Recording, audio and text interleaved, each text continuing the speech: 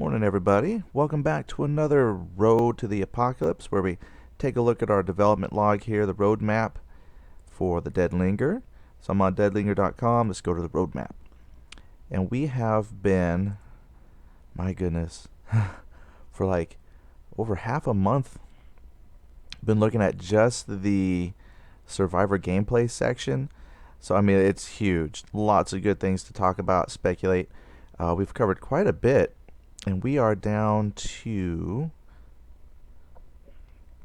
mobility, vaulting, and ladders. Alright, so let's take a look here. It says, for the Deadlinger, our design goal is that if it makes logical sense, you should be able to do it. Survivors should never get stuck on railings, caught on corners, and be able to climb and jump over obstacles that they could reasonably scale. Currently, survivors can climb ladders and jump over obstacles with their regular jump. The survivor will soon be able to roll to mitigate damage, vault over objects with grace, and move from one end of a house to the other in mere seconds, without any pause in pace, stamina permitting. Survivors may become quite athletic after running from zombies for months on end. It's about time they started acting like it. Okay, great, 20%, good, because there's a lot of problems. I know you read something like that and it's like, wow, that's going to be awesome. My men are all going to be, well, and women, but my people are all going to be parkour experts. Not yet. Not by any stretch. So currently what's broke? Problems navigating stairs. I'm not quite sure what it takes for that. You know, collision detection, what? I don't program, so I don't know. But when going up like the towers in the prison, I have to jump continually because I just get stuck on steps. So that's quite not 100% fixed. Lots of little obstacles like 2x4s and sheets of plywood are a no-go. You cannot walk over those currently. I gotta jump over all these little tiny things. So yeah, I'd say we're about 20% of the way there. They did recently add in the roll to mitigate damage, which is actually kind of cool. If you jump from high enough, sometimes second stories of like houses, and if you hold down the control key when you hit the ground, your character will roll, and yeah, that does mitigate damage. I have problems with ladders still. There's been a few times where I have fallen to my death because he just didn't quite recognize the ladder. Most of the time it's just as easy as walking up to the ladder, like facing the ladder and then walking towards the ladder, and then I say he because it's just a guy in the game, but you know, your person will just, you walk up to the ladder, they'll grab the ladder and just kind of still in that forward motion, but you go down the ladder. But there are some times where you kind of overshoot the ladder and then you just end up falling. So that's not quite 100% good yet. Still has some problems with ladders.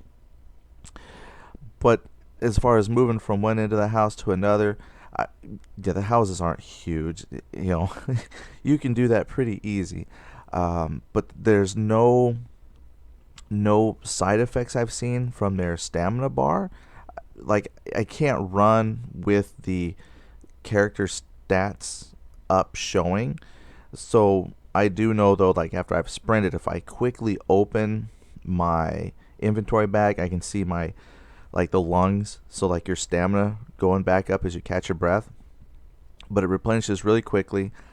And I don't know yet how that works entirely, because like I can sprint, I just hold the key down and sprint to my heart's content. There's no side effect from like over sprinting yet. So yeah, 20% done with their movement. There's no parkour really built into it yet. Ladders are there and you can interact with ladders. It's just not good, super good yet.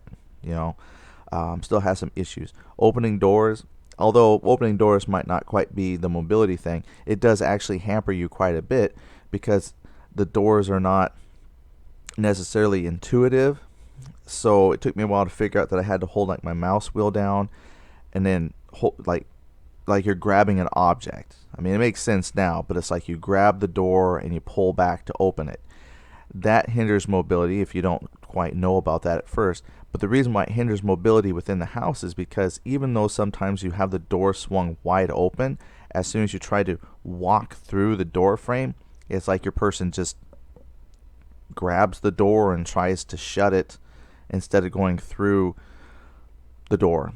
So there's little things like that that hamper movement, especially like 2x4s and things that you drop in the world, things that the zombies don't have any kind of issue crawling over, we do. So little things like that need to be fixed. I am impressed with the way that the zombies crawl through the windows. Like you can actually kind of see them climb over something. And I think that'd be kind of nice to have something like that for the survivors, because currently if I go through a window, I just jump, which makes sense. You're going to jump through the window action style.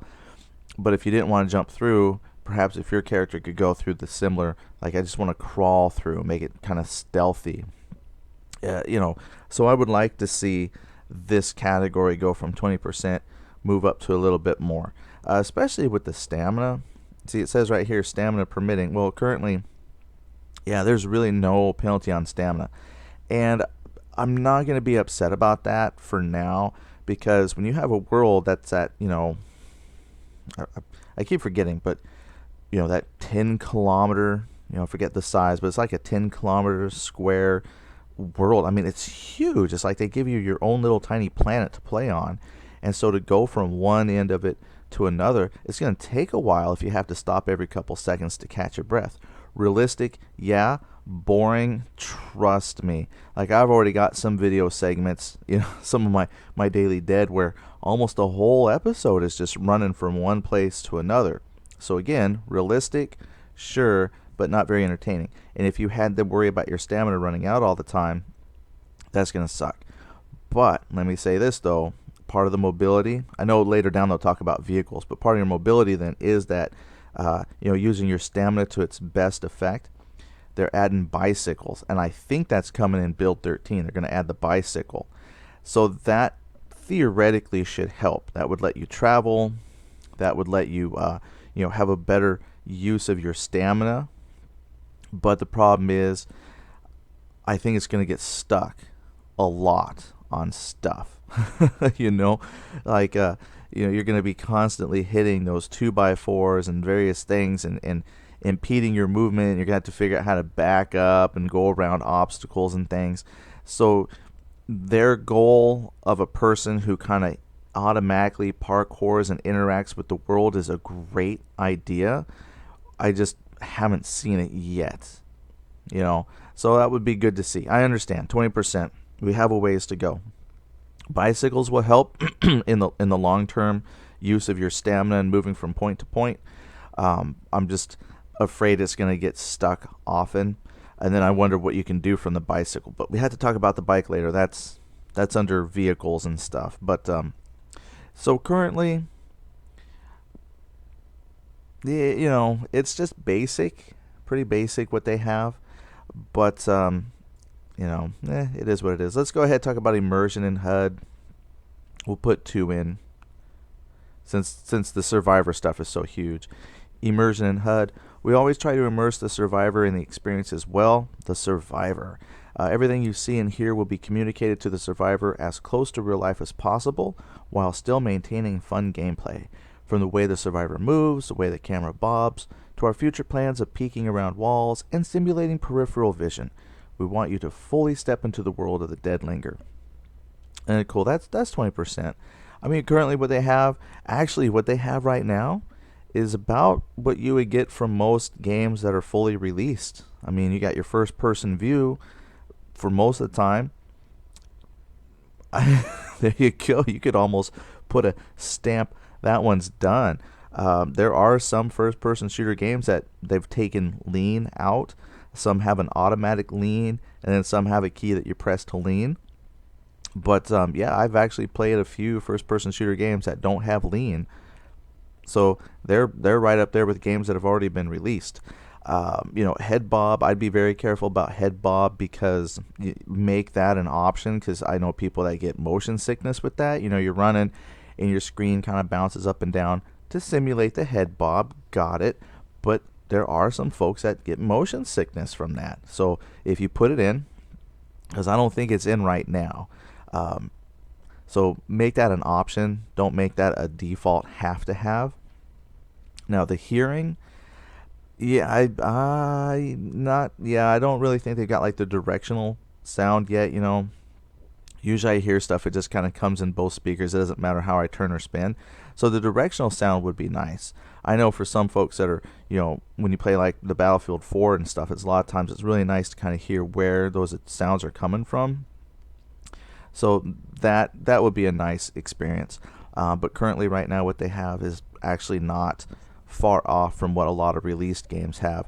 And then it's going to be real hard to say exactly what kind of information they want to convey to you other than just sound and sight. And when you spend most of your time in that first person view, you pretty much have the game right there. So we'll just have to see what they mean and exactly what they want to add. Now when you talk about the HUD though, that's like the user interface, what they want you to see exactly.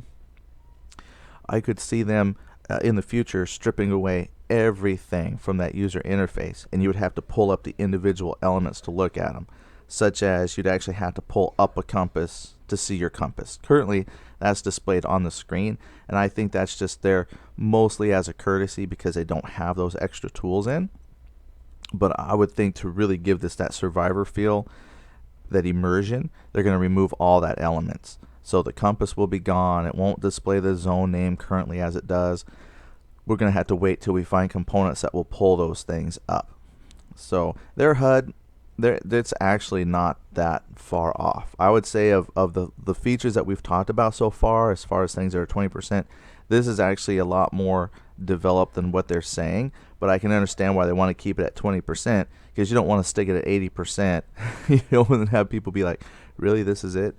But honestly, I mean, unless I see something earth-shattering different, their HUD is pretty much done. Immersion, again, there's only so much you can do from first-person view. Now, they are adding that third-person view, and some people say that breaks immersion. But for me, third-person view is actually good because that's what gives me my peripheral vision. Because you have in the game the field of view, and if you go look at the internet, you can read all kinds of things about field of view, 90, 120, what people like for first-person shooter games. Field of view is a big topic of discussion, and I need a narrow field of view because I don't like the way the game kind of starts to clip on itself, and you get this fisheye view when you really pull that field of view out to simulate the peripheral. But that's why I like third person, because that helps me to simulate that kind of that peripheral, the understanding of the world around you. Because when you're in life, you are first person mode, but your senses really kind of go out further than a lot of times what's simulated on your screen. And for me, that's what third person gives me, is it kind of gives me that feeling of easier to identify what's around me. So I think they're a little bit further along than 20%, but definitely probably smart just to leave it down there to give themselves plenty of room to grow and change things, and then not make people feel like, oh my goodness, this is what we're stuck with. So good times coming. So Build 13, I don't want to talk too much about Build 13, but it looks like it's getting closer and closer.